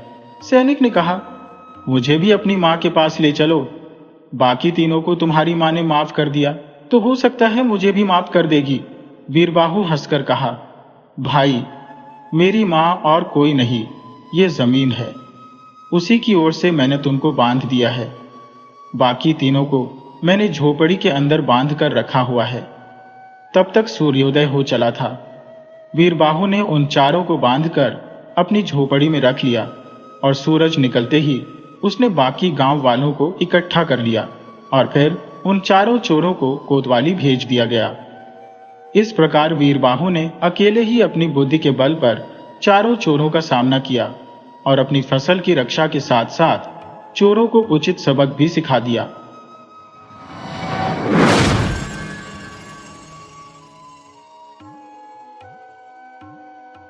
एक बार की बात है, एक किसान था जिसका नाम परमेश्वर था। उसकी खेती योग्य भूमि तो थी, परंतु उपज बहुत अधिक नहीं होती थी। परमेश्वर ने अपने पुत्र भूमेश को गुरुकुल में शिक्षा प्राप्त करने के लिए भेजा था। आज भूमेश अपनी शिक्षा पूर्ण करके घर लौट आया। अपने पुत्र को विभिन्न विधाओं में निपुण देखकर परमेश्वर अत्यंत प्रसन्न हुआ। भूमेश को कृषि के बारे में भी बहुत सी जानकारी और बारीकियां ज्ञात थी। परमेश्वर ने अपने पुत्र से कहा, बेटा, मैं तुम्हें 10 एकड़ भूमि दे रहा हूं। इस पर खेती करके अपना जीवन निर्वाह करो और अपनी विद्या तथा मेरे अनुभव का लाभ उठाकर इसे आगे बढ़ाओ। उसी दिन से भूमेश अपने पिता की आज्ञा का पालन करते हुए खेती में जुट गया। नई नई फसलें उगाई। पहले साल में लाभ सीमित था, पर दूसरे साल उसे अधिक लाभ मिला। इसके बाद से उसे लगातार लाभ ही मिलता रहा। अपने पुत्र को सफलता प्राप्त करते देखकर परमेश्वर बहुत खुश हुआ। गांव वालों ने भी भूमेश की प्रतिभा की बहुत प्रशंसा की और कृषि से संबंधित सलाह लेने के लिए उसके पास आने लगे। धीरे धीरे भूमेश की प्रसिद्धि पूरे गांव में फैल गई। आसपास के गांव के लोग भी उससे खेती बाड़ी की सलाह लेने आने लगे। भूमेश ने कृषि के क्षेत्र में जो उपलब्धियां प्राप्त की थी, उनकी जानकारी राज्य के राजा को भी मिली। राजा ने भूमेश को महल में बुलाकर उसका सम्मान किया। राजा चाहते थे कि भूमेश और उसकी सफलताओं के बारे में पूरे राज्य को पता चले। उन्होंने गांव के कई प्रमुख लोगों को भी निमंत्रण देकर बुलवाया। निमंत्रण पाने वालों में संतोष और गिरी नाम के 2 व्यक्ति भी थे। संतोष ने भी गांव के अन्य लोगों से अधिक फसल उगाई थी, पर वह घमंडी था। वह अपने आप को सबसे श्रेष्ठ मानता और दूसरों को अपने से कमतर समझता था। इसका परिणाम यह था कि वह हमेशा अपनी प्रशंसा करता रहता और सबको बताने लगता कि कृषि के क्षेत्र में उसकी बराबरी करने वाला कोई नहीं है। भूमेश को राजा से जो सम्मान मिला था, उसे देखकर संतोष जलन महसूस कर रहा था। वह भूमेश के पास गया और बोला, मैं कृषि के क्षेत्र में कई सालों का अनुभव रखता हूं। गांव के किसान मेरी सलाह लेने आते हैं। तुम्हारा अनुभव अभी कुछ भी नहीं है। उसकी बातों में घमंड साफ दिख रहा था, परंतु भूमेश अत्यंत विनम्र था। भूमेश ने संतोष से कहा, अनुभव की कमी के कारण ही मैं प्रारंभ में अच्छी फसल नहीं उगा पाया था। यदि मैंने उस समय आप जैसे अनुभवी व्यक्ति से सलाह ली होती तो ऐसा ना होता। लेकिन अभी भी कुछ बिगड़ा नहीं है। आप अपना अनुभव मुझे बताकर मुझे ज्ञान दे सकते हैं, जिसके लिए मैं सदा आपका ऋणी रहूंगा। यह सुनकर संतोष गर्व से फूल नहीं समाया। उसने भूमेश को कृषि की कई बारीकियां बताई। श्रद्धापूर्वक सुनने के बाद भूमेश ने कहा, श्रीमान, कृषि के क्षेत्र में आपसे बराबरी करने वाला सच में कोई नहीं है। आप मेरे गुरु के समान हैं। आपसे मिलकर मैं धन्य हो गया। फिर भूमेश ने संतोष को प्रणाम किया। संतोष इस बात पर इतना खुश था कि वह अपनी खुशी को छिपा न सका। उसने मुड़कर अपने साथी गिरी की ओर देखा। गिरी ने मुस्कुराते हुए भूमेश से कहा, अगर आपको कोई आपत्ति न हो तो क्या हम मित्र बन सकते हैं? भूमेश ने उसकी मित्रता स्वीकार कर ली। सम्मान समारोह समाप्त हुआ और सभी लोग वापस अपने गांव लौट गए। धीरे धीरे समय बीतता गया और 1 साल और गुजर गया। इस साल भी भूमेश की फसल सबसे ज्यादा हुई। उसके मित्र गिरी की फसल भी बहुत अच्छी हुई, जबकि घमंडी संतोष की पैदावार उन दोनों से कम ही थी। गांव की चौपाल पर जब सबकी मुलाकात हुई तो संतोष और गिरी वहां मौजूद थे, लेकिन भूमेश वहां नहीं था। सब लोग चर्चा कर रहे थे कि भूमेश और गिरी की उपज इस बार सबसे ज्यादा हुई है। तब संतोष ने कहा, मेरे शिष्य भूमेश ने मेरी सलाह मानी और उसका फायदा उठाकर अधिक से अधिक फसल प्राप्त की है। ये मेरे लिए गर्व की बात है। कुछ लोगों ने कहा, भूमेश ने तुम्हारा आदर किया, ये उसकी विनम्रता है, लेकिन वह तुम्हारा शिष्य है, ये बात हम नहीं मानते। वहां मौजूद गिरी ने इस राय से असहमति जताई। उसने कहा, भूमेश ने मुझे अपना मित्र माना, परंतु संतोष को अपना गुरु मान लिया था। ये मेरे सामने की ही बात है। भूमेश का मित्र होने के नाते आज से संतोष भी मेरा गुरु है। यह सुनकर गांव वालों के चेहरे मुरझा गए, क्योंकि वे संतोष जैसे घमंडी व्यक्ति की जीत नहीं चाहते थे। उन्हें बिल्कुल भी आशा नहीं थी कि गिरी इतनी जल्दी संतोष का बड़प्पन स्वीकार कर लेगा और उसका अनुयायी बन जाएगा। इससे तो संतोष का अहंकार और भी बढ़ गया। उसने गिरी को नीचा दिखाने की नीयत से गांव वालों से कहा, देखा ना, गिरी में अब राजा से सम्मान पाने की इच्छा जाग गई है, इसलिए इसने मुझे अपना गुरु बना लिया है। परंतु सिर्फ इतना ही काफी नहीं है, इसके लिए पूर्ण समर्पण करना होगा। तब गिरी ने गंभीर स्वर में कहा, गुरु हमेशा सिखाते हैं और शिष्य हमेशा सीखते हैं, जबकि मित्र न तो सिखाते हैं और न ही सीखते हैं, वे केवल समझदारी बांटते हैं। भुवनेश अत्यंत बुद्धिमान व्यक्ति है। उसने तुम्हें गुरु इसलिए बनाया ताकि वह तुमसे सब कुछ सीख सके, परंतु तुम मुझसे कुछ भी नहीं सीख पाए, क्योंकि शिष्य गुरु से सब कुछ सीख लेता है और गुरु शिष्य से कुछ भी नहीं सीख पाता। इस तरह से भुवनेश ने तुमसे तुम्हारा अनुभव और तुम्हारी जानकारी प्राप्त कर ली। परंतु तुम उससे कुछ भी नहीं सीख सके। मैंने भूमेश को अपना मित्र बनाया और मित्र होने के नाते उसने मुझे कई बातें सिखाई और मैंने भी अपना ज्ञान उसके साथ साझा किया। इसीलिए हमारी फसलें इस साल सबसे अधिक हुई है, जबकि तुम्हारी फसल हमसे कम रही। तुम गुरु बन गए, इसलिए तुम्हें भूमेश से कुछ भी सीखने का मौका नहीं मिला। भुवनेश ने तुम्हें गुरु बनाकर अपनी चतुराई और बुद्धिमानी का परिचय दिया था, समझे? उसकी बातों पर सभी गांव वाले हंस पड़े। वे समझ गए कि अगर किसी से कुछ सीखना है तो विनम्रता से सीखना होगा, न कि बड़ी बड़ी बातें करने से। संतोष को जब अपनी गलती का एहसास हुआ तो उसका चेहरा उतर गया और वह चुपचाप वहां से चला गया। उसे भी यह बात समझ में आ चुकी थी कि यह अहंकारी व्यक्ति हमेशा अपना ही नुकसान करता है।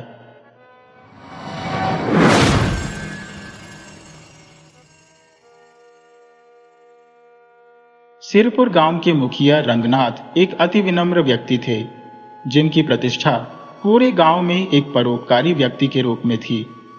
वह सदैव दूसरों की सहायता करने में अग्रणी रहते और गांव की भलाई हेतु तत्पर रहते। उनके 2 पुत्र थे, बड़ा पुत्र सुंदर और छोटा पुत्र अंबर। अंबर एक नवयुवक और शारीरिक रूप से सशक्त व्यक्ति था, जिसे कुश्ती का अत्यधिक शौक था। गांव में उसके कई मित्र थे और अंबर दिन भर अपने मित्रों के साथ घूमता फिरता और कुश्ती करता, परंतु वह कभी अपने पिता के साथ खेती बाड़ी में हाथ नहीं बटाता था। दूसरी ओर सुंदर एक आज्ञाकारी पुत्र था, जो पिता के कार्यों में सहयोग करता। वह विवाहित था और उसकी पत्नी भी अपने परिवार की देखभाल करती।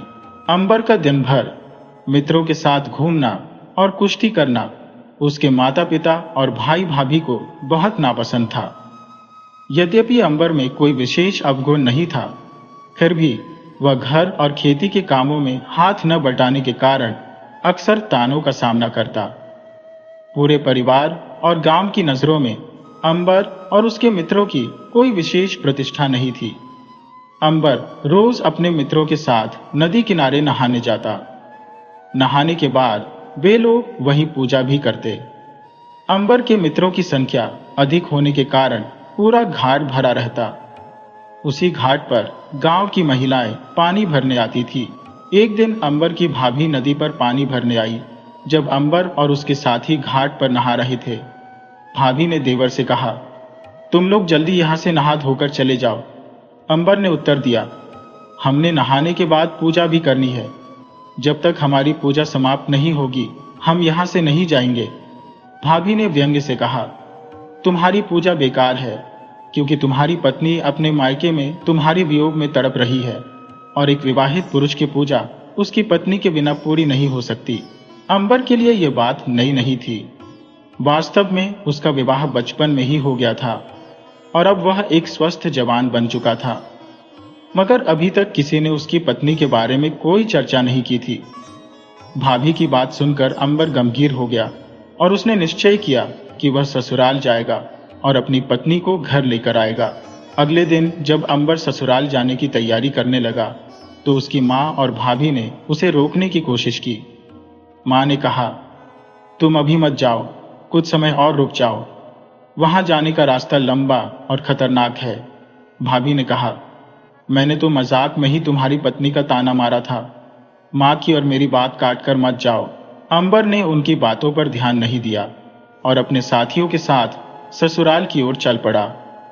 गांव की सीमा से बाहर निकलते ही एक बिल्ली ने उसका रास्ता काट दिया, पर अंबर ने इसे अपशकुन नहीं माना।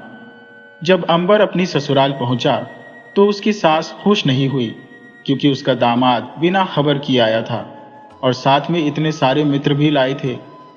सास बहुत ही बुद्धिमान और गरीब थी, वह इन लोगों की खातिरदारी कैसे करती। इसलिए सास ने अपनी बेटी यानी अंबर की पत्नी से कहा, सुबह का जो बचा हुआ खाना है उन्हें दे दो, वे आपस में बांटकर खा लेंगे। अंबर ने यह सुन लिया और गुस्से में बोला, हम इस घर का पानी तक नहीं पिएंगे और यहाँ रात भी नहीं ठहरेंगे। वह घर से बाहर निकल गया। अंबर की पत्नी ने अपनी सहेली गुजरी को उसके पास भेजकर कहलवाया कि अंबर वापस न जाए और उसकी सहेली के घर में ठहर जाए। गुजरी ने अंबर से घर चलने का आग्रह किया और बताया कि उसकी पत्नी ने ऐसा करने के लिए कहा है। यह सुनकर अंबर ने उसका आग्रह मान लिया और अपने साथियों के साथ उसी के घर में रात बिताने को राजी हो गया। रात के समय जब पूरा गांव सो रहा था, तभी अचानक लुटेरों ने आक्रमण कर दिया। लुटेरों का दल जब लूटपाट करने लगा तो शोर सुनकर अंबर और उसके साथी जाग गए। उन्होंने बड़ी बहादुरी से लुटेरों को खदेड़ दिया, क्योंकि वे सभी बहुत ही ताकतवर और कुश्ती में माहिर थे। जब लुटेरे भागने लगे तब अंबर ने उनका पीछा किया। लुटेरे भागते भागते गुजरी की गाय भी ले गए। अंबर लुटेरों का पीछा करते करते एक जंगल के करीब पहुंच गया। लुटेरों ने रास्ते में आग लगा दी थी। तभी अंबर की नजर आग की लपटों में घिरे एक सांप पर पड़ी। अंबर को उस सांप पर दया आ गई और उसने जल्दी से सांप को उठाकर आग से बाहर उछाल दिया। सांप की जान बच गई। इसके बाद अंबर लुटेरों का पीछा करते हुए जंगल में गहरे चला गया, लेकिन आगे जाकर देखा कि लुटेरे डर के मारे गाय को छोड़कर भाग गए थे। अंबर ने छुड़ाई हुई गाय को लेकर वापस लौटने का निश्चय किया। तभी मार्ग में एक सांप आ गया। सांप का इरादा अंबर को डसने का था, परंतु यह वही सांप था जिसकी जान अंबर ने बचाई थी। सांप ने अंबर को पहचान लिया और उसका रास्ता छोड़ दिया। अंबर गाय को लेकर गांव लौट आया। अंबर की पत्नी, उसकी सास और पूरे गांव ने अंबर और उसके साथियों की बहादुरी की प्रशंसा की। उस दिन पूरे गांव ने मिलकर उन लोगों की खूब खातिरदारी और आदर सत्कार किया। विभिन्न प्रकार के पकवान और भोजन उनके लिए परोसे गए। अगले दिन अंबर अपनी पत्नी और साथियों को लेकर अपने गांव के लिए रवाना हो गया। अंबर के गांव पहुंचने से पहले ही उसकी बहादुरी की खबर वहां पहुंच चुकी थी। जब वह अपने साथियों और पत्नी के साथ गांव पहुंचा तो उसका भव्य स्वागत किया गया। पूरा गांव और उसका परिवार प्रसन्न था कि उनका बेटा ऐसा बहादुर कार्य कर लौटा है। अब अंबर अपनी पत्नी के साथ अपने परिवार में सुखपूर्वक रहने लगा। गृहस्थ जीवन की जिम्मेदारियों ने अंबर का जीवन बदल दिया। अब वह भी अपने पिता के साथ खेती के काम में हाथ बटाने लगा था, परंतु उसने कुश्ती का शौक नहीं छोड़ा। जब भी उसे खाली समय मिलता वह कुश्ती अवश्य करता। अब पूरे गांव को अंबर पर गर्व था। गांव के नौजवान अंबर की तरह बलशाली और बहादुर बनना चाहते थे और साथ ही अपने परिवार के प्रति उसका प्रेम देखकर सभी लोग आश्चर्यचकित थे।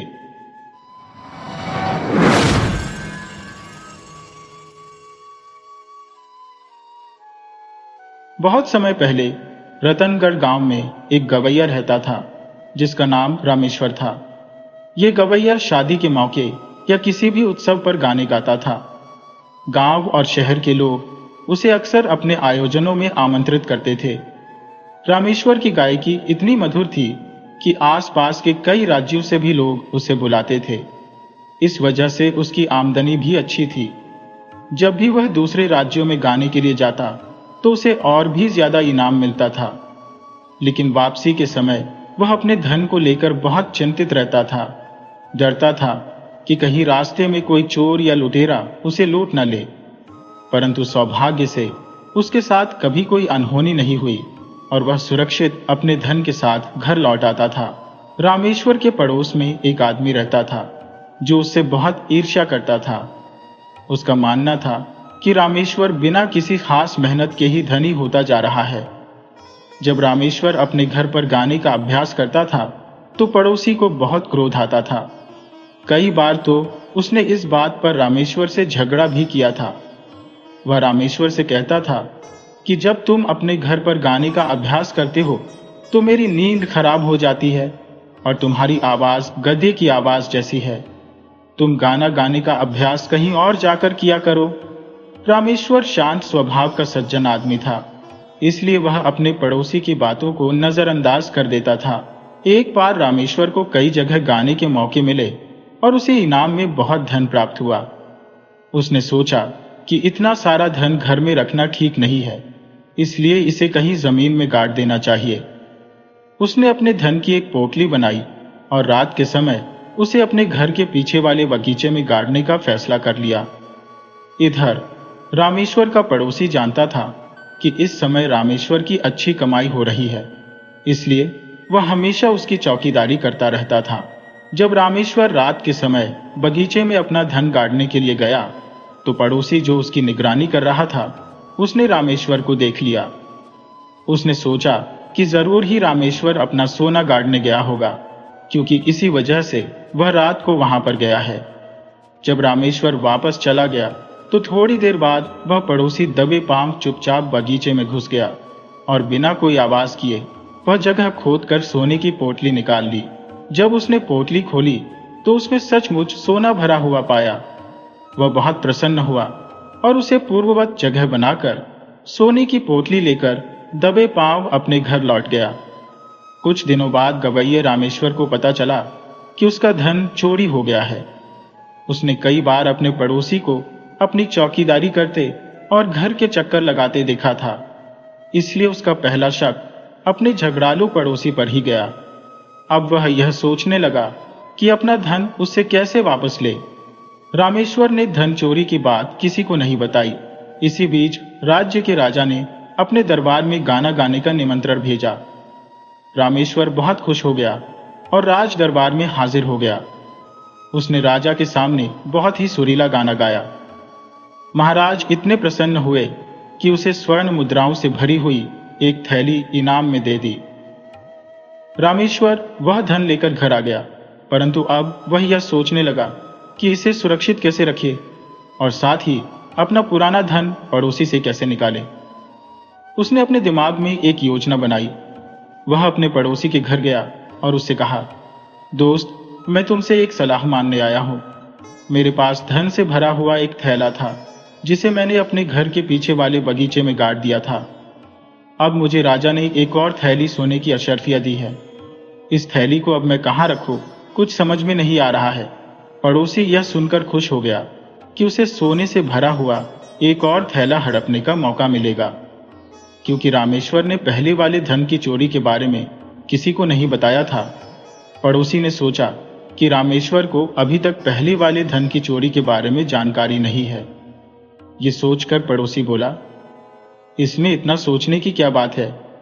इस थैली को भी वहीं गाड़ दो जहां पहले वाला धन गाड़ा था। धन्यवाद दोस्त, तुम्हारी सलाह के लिए बहुत बहुत धन्यवाद। ये कहकर गवैया रामेश्वर अपने घर चला गया। गवैया के जाते ही पड़ोसी के मन में यह विचार आया कि यदि यह गवैया मेरी सलाह मानकर अपने सोने का थैला वहीं गाड़ने जाएगा तो सच सामने आ जाएगा कि पहले वाला धन चोरी हो चुका है। इससे शायद वह अपना दूसरा थैला वहां न गाड़े। इसलिए मुझे पहले ही पुराने धन का थैला वापस वहीं गाड़ देना चाहिए। जब वह अपना दूसरा सोने का थैला भी वहां गाड़ देगा तब मैं सारा धन एक साथ निकाल लूंगा। फिर पड़ोसी रात को बगीचे में गया और गवैया का पुराना धन का थैला वहां गाड़ने लगा। परंतु रामेश्वर पहले से ही सतर्क था। वह उस रात सोया नहीं था, क्योंकि उसकी योजना के अनुसार पड़ोसी को पुराने धन का थैला वहां गाड़ना चाहिए था। रामेश्वर ने पड़ोसी को छिपकर देखा कि उसने पुराने धन का थैला गाड़ा और चला गया। कुछ देर बाद रामेश्वर अपने घर से निकला और उसने अपना पुराना धन निकाला। फिर उसने पत्थरों से भरा हुआ एक नया बड़ा सा थैला वहां गाड़ दिया। दूसरी तरफ पड़ोसी को भी नींद कहां थी। वह इस योजना को लेकर सतर्क था। उसने देखा कि गवैये ने एक छोटा थैला जमीन से निकाला और उसकी जगह एक बड़ा सा थैला वहां गाड़ दिया। वह यह सोचकर बहुत खुश हो गया कि उसे पहले से भी ज्यादा सोना मिलेगा। अगली सुबह और पूरा दिन उसने बड़ी ही कठिनाई से काटा। अगली रात को मौका पाते ही वह गवैया के बगीचे में जा पहुंचा और पत्थरों से भरा हुआ थैला उठाकर जल्दी जल्दी घर लौट चला। थैले के बोझ से वह बहुत खुश था कि ढेर सारा सोना उसने हासिल कर लिया है। पर घर आकर जब उसने थैले को खोला तो अपना माथा पीट लिया, क्योंकि थैले में सोने की बजाय पत्थरों के टुकड़े पड़े थे। उसे एहसास हुआ कि गवैये ने उसे चकमा दे दिया है। इस तरह गवैये रामेश्वर ने अपनी चालाकी और चतुराई से अपने चोर पड़ोसी से अपना चुराया हुआ सोना वापस ले लिया।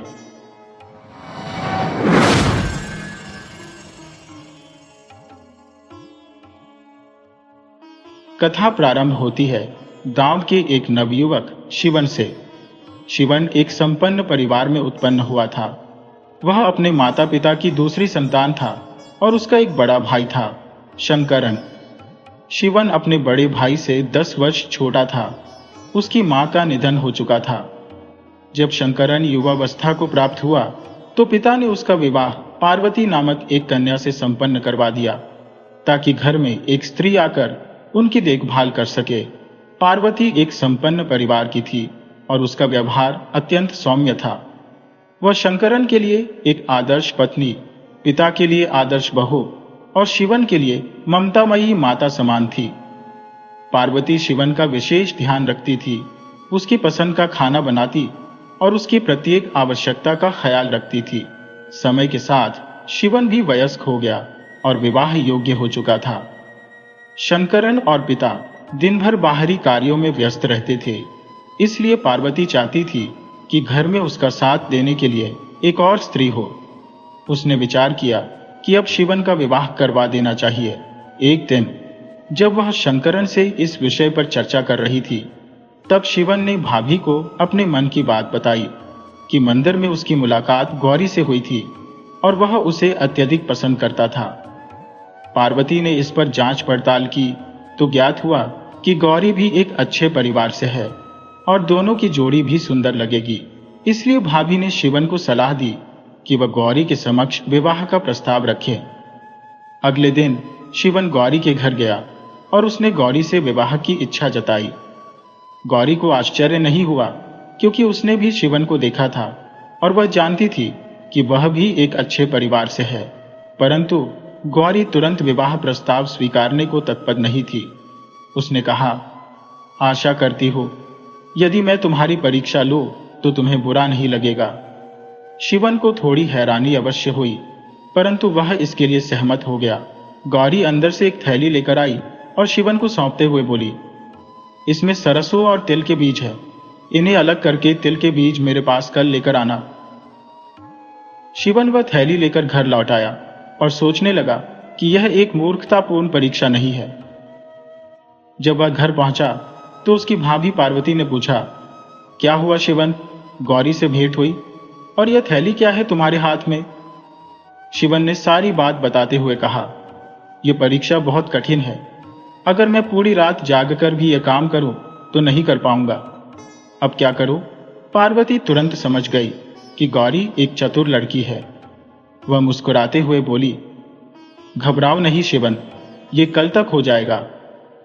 पार्वती ने गुठली में से सारे दाने निकालकर एक बर्तन में रख दिए और उस बर्तन को आंगन में पेड़ के नीचे रख दिया, जहां पर बहुत सारी चींटियां थी। अगले दिन सुबह तक चींटियां सरसों के सारे दाने ले जा चुकी थी और तिल के दाने छोड़ गई थी, क्योंकि वे तिल के बीज नहीं खाती थी। पार्वती ने तिल के बीजों को वापस थैली में भरकर शिवन को दे दिए। शिवन सोच रहा था कि उसकी भाभी गौरी से कितनी अधिक चतुर है। वह गौरी को जाकर थैली देता है।